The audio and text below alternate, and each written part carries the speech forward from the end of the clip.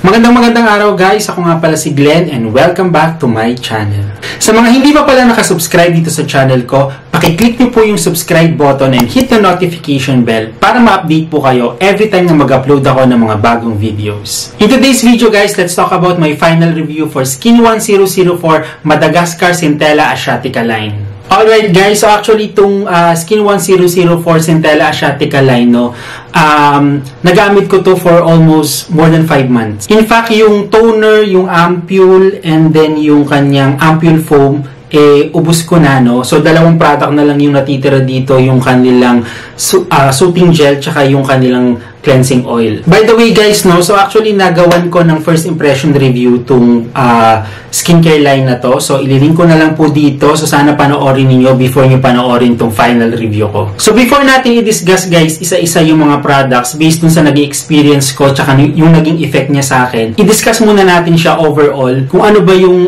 naging effect nitong products na to sa akin. So overall, actually madi-describe ko tong skincare line na to as very gentle and very mild. So sa scent pa lang nitong mga products na to guys, talagang alam mo na wala siyang mga artificial fragrances. And isa sa claims ng skincare line na to guys is this is made with pure Centella Asiatica from Madagascar. So without further ado guys, let's begin our final review. Okay, first is itong kanilang ampule foam. This is made with 30% pure Centella Asiatica. And ang claims ito guys is this is calming and pH balancing. So nung ginamit ko itong product na to guys, actually hindi siya ganun ka super foamy sa skin, ano. Bumubula siya pero hindi siya kasing foamy katulad ng mga ibang cleansers na nagamit ko. And dun sa scent niya guys, alam mo na wala siyang artificial fragrance, no. Meron siyang amoy pero yung dun sa amoy niya is hindi siya mabango actually. Hindi naman siya sobrang baho, mild lang yung amoy niya pero hindi ko masasabing mabango. Alam mo na very organic yung mga ingredients na ginamit sa kanya. Then based sa naging experience ko dito guys, hindi ko masabi kung very hydrating siya or nakakaramdam ako ng parang squeaky clean feeling, ano.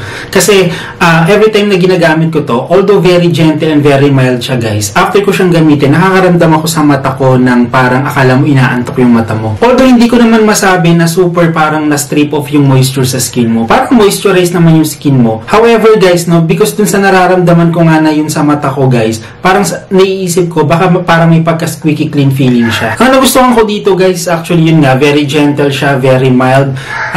Wala kang irritation na mararamdaman sa kanya.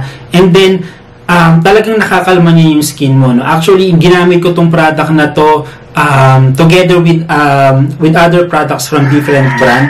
And maganda yung naging effect niya sa akin, guys. In fact, nung ginamit ko to, guys, no, meron akong pimple noon. And nung time na yun na ginagamit ko siya, madali niyang nakakalma yung skin mo. Next is itong kanilang toning toner. Okay, itong toner nila, guys, this is made up of 84% Centella Asiatica extract. And meron din siyang PHA or polyhydroxy acid, which is a gentle exfoliating ingredient. So, ang claims nito guys is this is calming and exfoliating. So, exfoliating siya kasi nga meron siyang PHA guys, pero hindi ko naman naramdaman yung parang talagang flaky yung skin mo, kaya nagpipil siya, no, na parang yung nararamdaman mo kapag gumagamit ka ng mga astringent like Maxi Pill. So talagang gentle exfoliation lang talaga yung mararamdaman mo sa kanya. And nung ginamit ko tong product na to guys, talagang napaka-mild sa skin. Akala mo tubig lang talaga yung pinapahid mo sa skin mo, yung ina-apply mo sa skin mo. Wala akong irritation na nararamdaman sa kanya after kong i-apply tong product na to. In fact, wala akong masabing masama sa product na to, no.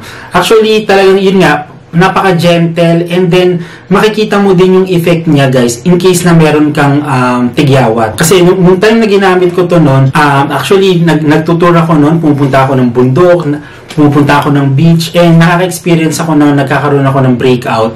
Pero pag every time na ginagamit ko to guys, nakakalma niya yung skin mo, and mapapansin mo talaga guys na mabilis nang napa-flatten yung mga cystic acne mo. Okay, first is itong kanilang light cleansing oil. This is made of 10,000 ppm of Centella Asiatica extract, and ang claims ito guys is calming and deep cleansing. So actually guys, first time kong gumamit ng cleansing oil, ano.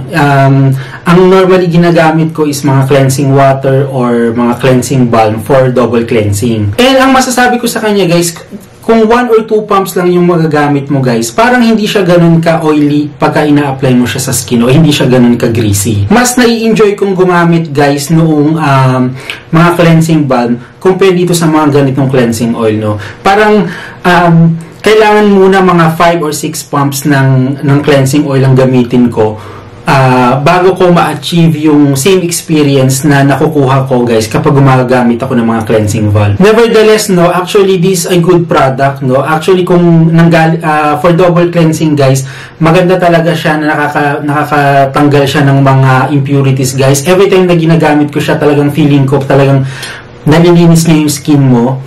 Napaka-gentle niya guys. Wala akong irritation na nararamdaman every time na ginagamit ko to. This also contains 6 different plant-based oils to melt away impurities to your skin. Next is itong kanilang ampule. This contains 100% Centella asiatica guys. And ang claims nito is this is calming and hydrating. So nung ginamit ko to guys, talagang very calming niya sa skin, ano.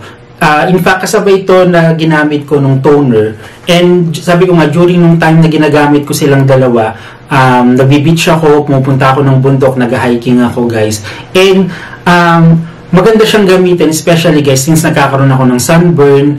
And then, syempre, dahil na-expose ka sa dirt, sa pollution guys, syempre nagkakaroon ng damage yung skin mo. And ang masasabi ko sa kanya is very gentle siya guys. Wala akong nararamdaman na irritation every time na ginagamit ko siya, katulad ng toner, parang akala mo tubig lang yung ginagamit mo. And nung time na ginamit ko sila dalawa guys, yung toner tsaka tong ampule, meron akong pimples nun guys. And every time na ina-apply ko to guys, wala akong nararamdaman na irritation dun sa mga acne ko during that time. And ang bilis niyang nakalma yung skin ko, and ang bilis na flatten, even mga cystic acne yung skin na yung pimple na tumubo sa akin that time. Okay, last is itong kanilang Centella Soothing Cream. So actually guys, meron silang cream type nito, no? Pero yung kinuha ko lang is yung gel type. So this is made of 72% Centella asiatica. At ang claims nito guys is this calming and soothing. So aside from Centella asiatica guys, meron siyang glycerin and propanediol, which are very good moisturizing ingredients. And meron din siyang ceramide, which is good for our skin barrier. So ang masasabi ko dito guys, kapag ginamit mo siya, initial contact niya sa skin mo guys, malamig siya. And very relaxing siyang gamitin. And every time na ina-apply ko to guys, wala akong irritation na nararamdaman. Napaka-mild niya, napaka-gentle. And hindi ako nagkaka-breakout nung ginamit ko to. Actually, hiwalay kong ginamit to, no,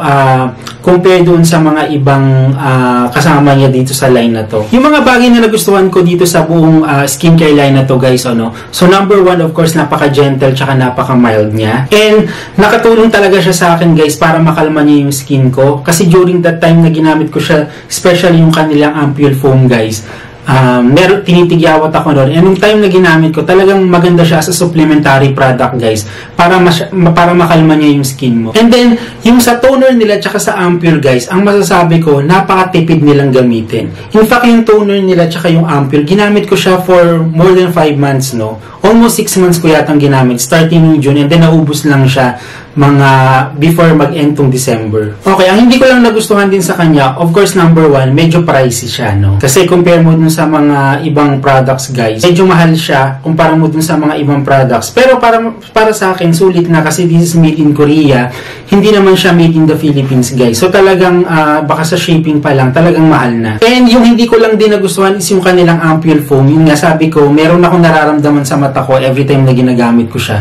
So hindi ko alam kung parang squeaky clean feeling ba yung nararamdaman ko, although hindi ko naman masabi na talaga na strip off yung moisture sa skin mo. So that's it guys. So dito ko na i-end tong video na to. Kung sa tingin mo nakatulong sa itong video na to, paki-click mo naman yung like button, and please don't forget to subscribe. So magkita-kita tayo guys in my next video. Bye bye.